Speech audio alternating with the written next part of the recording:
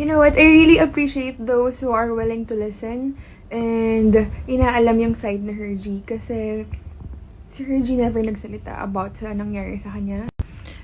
She never saved himself sa mga lahat ng mga accusations sa kanya.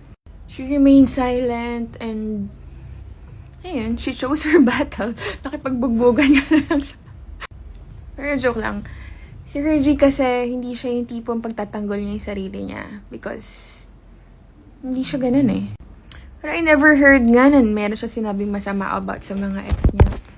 Ganun. Kaya thank you, hey Candy Crush, na you wanted to know every single detail ng side na Hergy.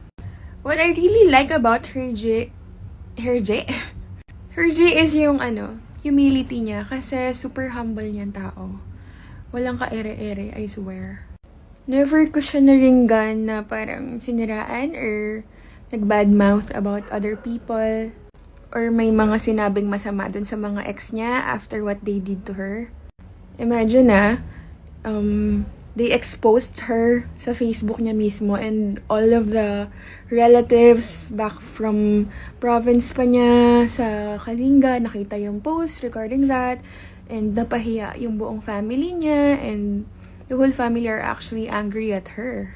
Kasi like yung angka nila napahiya because of that post. Pero I never heard her na nag-badmouth siya sa ibang tao. Anyway, we're on the part 12. So, sige, tuloy na natin. For those who do not like this storytelling, you're free to unfollow me. Sa mga ex or friends ng ex or whatever, you're free to unfollow me. You don't need to listen because you're not my audience.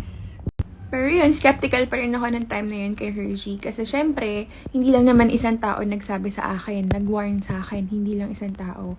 Like, ilan silang mga ex niya na nagsabi na ganito yan, ganyan yan. And, parang I cannot afford to have a failed relationship again. Kaya I have to be very, very careful.